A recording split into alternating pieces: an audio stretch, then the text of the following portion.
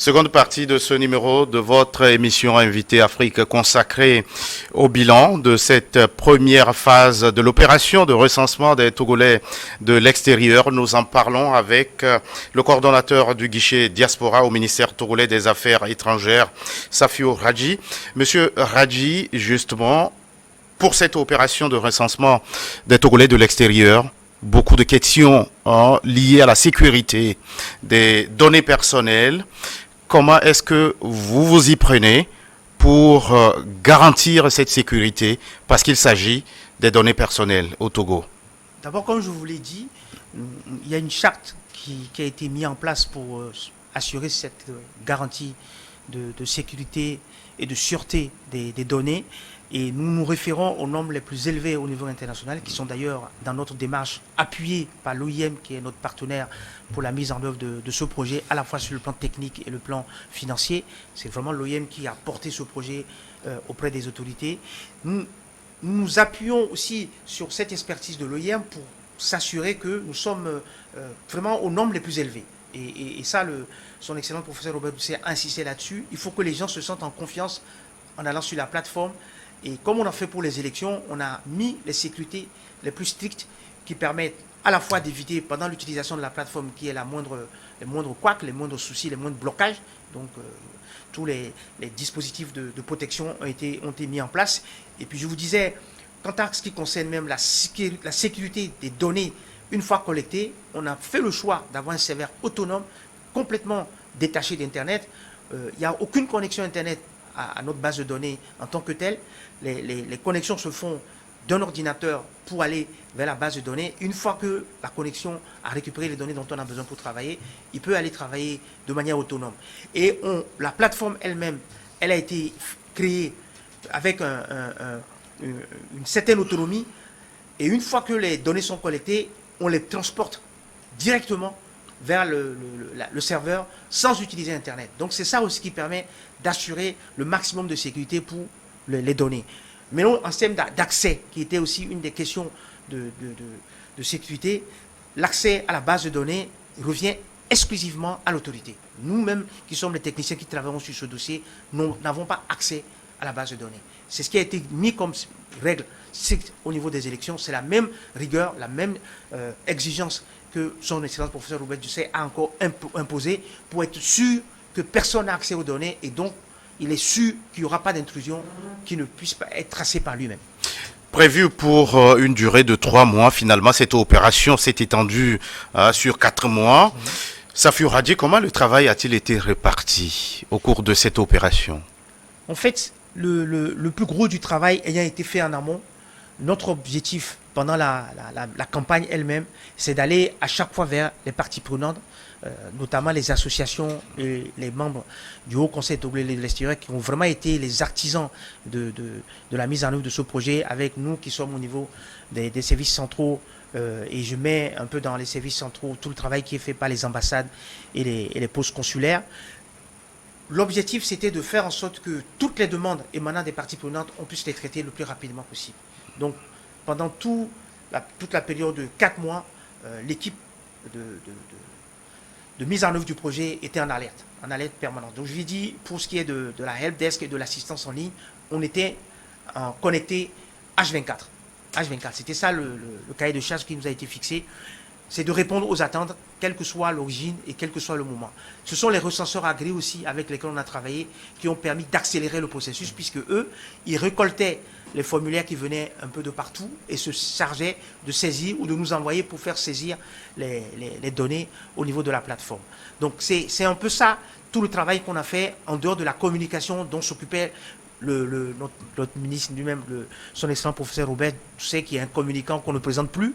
Et nous, au niveau de l'équipe, on était présents vraiment dans ce qu'on appelle aujourd'hui la communication digitale, parce qu'il fallait aller vers la diaspora, là où il est présent. Et notre diaspora est présent sur LinkedIn. On a pratiquement à peu près 100 000 Togolais qui sont actifs en tant que compétences de haut niveau, d'ailleurs sur lesquels je reviendrai au moment des résultats.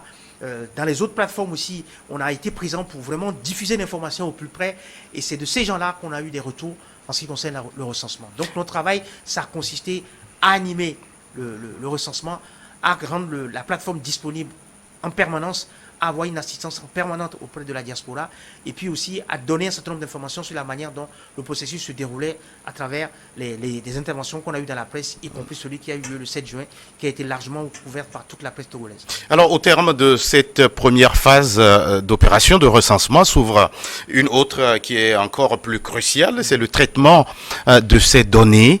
Comment cette phase va-t-elle se dérouler? Comment le travail va-t-il être fait? Et il faudra combien de temps?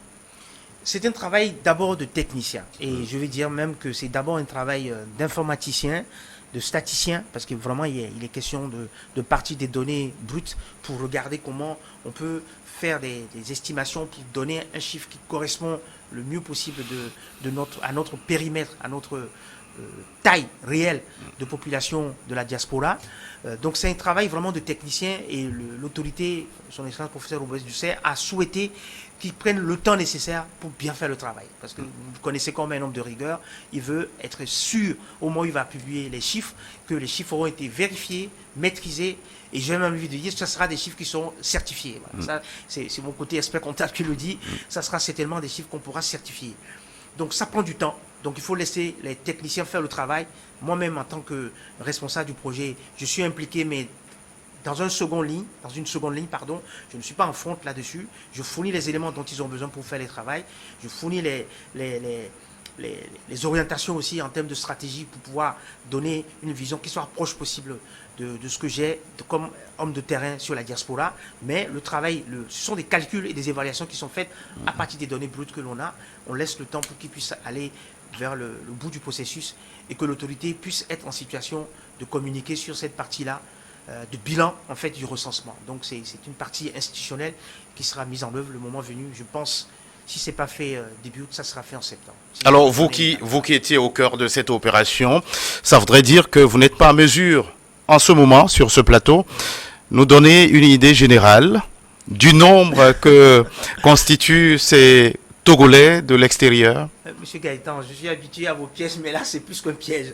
Vous voulez couper ma tête? Non, je me hasarderai pas à ce genre d'exercice, même si je suis un homme de chiffres et que la tentation est forte. Je m'y hasarderai pas pour la simple raison que on a gardé un sérieux durant tout ce processus et ce sérieux on doit le garder jusqu'au bout. Les données qu'on a collectées sont des données fiables. Il ne faut pas que je déprécie la qualité de ce travail qui a été fait par des spéculations ou des approximations. Je me refuse à ça parce que, comme je vous dis, je suis un professionnel du chiffre et je sais que les chiffres sont des symboles. Donc on doit faire attention aux symboles et ne pas casser leur valeur profonde. Je reviendrai ici pour présenter les chiffres et donner tous les détails nécessaires. Donc je préfère ne pas me prononcer là-dessus, si je peux me permettre, M. Gaëtan. Alors, en attendant que vous reveniez pour nous donner ce chiffre exact des Togolais de l'extérieur, on va s'intéresser à un autre sujet qui vous a préoccupé. C'était aussi ça, le recensement des compétences au niveau des Togolais de l'extérieur. Comment les mettre au service du développement du pays? De quoi vous vous êtes rendu compte? En fait, ce sujet-là, c'est probablement un des sujets majeurs des années qui viennent, au Togo comme dans la plupart des pays de la région, voire du continent. Vous savez, une des raisons, des motivations professionnelles que j'ai en tant que, à la base, je suis un expert comptable, un économiste. Pourquoi je suis venu à ces questions de la diaspora? Une de mes principales motivations, c'était l'enjeu des compétences. Et quand on a créé avec Didier Acuté le cabinet Afrique Search, la principale motivation qu'on avait, qui nous vient d'ailleurs de notre association Renaissance africaine, dont je salue d'ailleurs mes amis les fondateurs qui sont un peu partout dans le monde aujourd'hui, c'était de dire qu'est-ce qu'on fait pour que nos compétences qui sont partout dans le monde reconnues, validées comme étant des puissances de réflexion et de création de la valeur, comment on fait pour intéresser ces compétences-là et les drainer vers le continent. C'est ça qui était ma principale motivation quand je me suis engagé sur cette question de la diaspora. Et aujourd'hui, dans mon pays, l'objectif qui est derrière la mobilisation de la compétence togolaise à l'extérieur, c'est de vraiment faire un effet de Bing Bang. C'est-à-dire qu'il faut que dans le pays, on sente le moment venu que la diaspora est rentrée et a pu changer quelque chose. C'est vraiment ce que j'ai en tête et c'est ce que le ministre m'a mis un peu en tête de tout faire pour que le recensement aboutisse aussi à ce qu'on fasse un vrai bilan des compétences des Togolais de l'extérieur et que, à fort de ce bilan-là, on fasse une stratégie qui permet de les cibler domaine par domaine. On a de la compétence dans le numérique, de la compétence dans le digital, de la compétence dans l'ingénierie, de la compétence aussi même dans la manière de faire de la prévision, de la prospective. Toutes ces compétences-là, le Togo en a besoin maintenant. Et c'est maintenant qu'on doit les faire entrer. C'est maintenant qu'on doit les motiver pour qu'ils soient au Togo, pour profiter de ces opportunités et pour aussi être simplement de vrais acteurs stratégiques du développement du pays dans un moment clé pour l'avenir de notre continent. C'est vraiment ça qui se joue aujourd'hui au Togo et dans le reste du continent. Et pourquoi j'insiste là-dessus? Même quand on a travaillé sur le fait que le Togo soit le leader, le porte-drapeau de ce programme de l'Union africaine qui s'appelle Décennie des racines des diasporas, le principal objectif de son excellence professeur Robert Dussey, sous le leadership du président Faure Sozina Gnassingbé, c'était de faire en sorte que les compétences africaines s'intéressent au développement du continent africain. Ça passe par le forum économique que le Togo va organiser bientôt, ce que les Marocains préparent aussi en matière de remittance, qu'on réduit le coût des transferts financiers. Tous ces projets-là sont des projets vraiment qui vont apporter de la plus-value au continent et ça passe par les compétences. Et pourquoi j'insiste sur la question des compétences? Parce que l'avenir du monde, l'avenir de notre étape, de notre période contemporaine, ça se passe sur les compétences et sur les nombres. Il se trouve que le continent a déjà le nombre. Dans 30 ans, on sera la partie du monde la plus peuplée, la plus jeune. Si on arrive à avoir la compétence, personne ne pourra gagner l'Afrique. Personne ne pourra rien faire sur cette planète sans l'Afrique. C'est ça l'enjeu qui se joue. Et c'est aussi pour ça que je suis très motivé sur ce que je fais par rapport à ce continent. Alors, Monsieur Radji, ces dernières années, on l'a constaté, le Togo est très préoccupé par ces questions liées à la diaspora. Qu'est-ce qu'il faut en déduire? Que tout projet de développement, le processus de développement du pays doit avant tout se reposer sur sa diaspora. Non, non. Autant je suis un des meilleurs centres, des meilleurs apôtres pour défendre la question de l'importance de la diaspora, autant je ne porte pas ma religion, mon prosélytisme jusqu'à dire que nous sommes l'élément incontournable. Ce serait même superficiel de dire des choses pareilles. En revanche, je dis et j'affirme que faire aujourd'hui sans la diaspora est une bêtise. Voilà, faire sans la diaspora, c'est comme avoir du capital humain, du potentiel humain, d'une capacité à faire et dire bon, j'en ai pas besoin pour l'instant. C'est une bêtise. Donc, à notre époque, tous les pays rassemblent leurs moyens pour faire ce qu'ils peuvent faire. Même Macron aujourd'hui, qui est en difficulté parce qu'il a une opposition compliquée, il est obligé de rassembler parce qu'à un moment donné, la puissance se joue dans le rassemblement. Et pour la diaspora, de quoi s'agit-il en fait? Il s'agit d'utiliser un potentiel qui existe pour transformer ce potentiel en puissance d'action. Passer du potentiel de la diaspora à la puissance de la diaspora pour vraiment agir. Parce que la diaspora, elle exprime le besoin de le faire. Elle exprime l'envie de le faire. L'engagement est là. Maintenant, il faut qu'on traduise cet engagement de la potentialité à la puissance réelle pour développer notre pays. Et sa contribution au développement du pays n'est pas à négliger. Elle est déjà forte. Moi, quand je parle déjà des transferts financiers, je parle de 8% du PIB qu'on me donne d'autres acteurs à l'extérieur qui apportent ça au Togo. Si vous ajoutez l'aide publique et l'investissement direct, ça n'arrive pas aux 8% de PIB dont je vous parle. Même à ce jour. Donc, c'est une manne financière considérable. Mais nous, au niveau du ministère, on va au-delà de ça. Ce qu'on veut maintenant, c'est ajouter les couches supplémentaires. Ça passe par les investissements, ça passe par les retours des compétences dont je vous ai parlé tantôt. Ça passe aussi par le fait que de plus en plus, on reconnaisse que même aujourd'hui, le Togo se construit avec la diaspora. Si vous voulez que je vous donne la liste des membres du gouvernement qui sont de la diaspora, je peux vous donner la liste. Près de 2/3 des personnes qui sont dans le gouvernement actuel, je ne parle pas seulement des ministres, je parle du gouvernement au sens général du terme, ont un passé de la diaspora. Donc, c'est déjà dans le processus de création de la valeur et du développement de notre pays. Ce qu'on veut, c'est pour ce qui est des gens qui individuellement hésitaient à venir au pays, les convaincre au moins d'essayer. Alors justement, vous parlez du retour des compétences. Est-ce qu'aujourd'hui, vous avez de bons arguments pour convaincre ceux-là qui hésitaient, à revenir dans leur pays? Je pense que l'opportunité qu'il y a aujourd'hui au Togo dans certains domaines est le meilleur argument pour les convaincre. Alors lesquels par exemple? Mais je parle de l'opportunité dans le numérique. Je parle de l'opportunité simplement dans le numérique.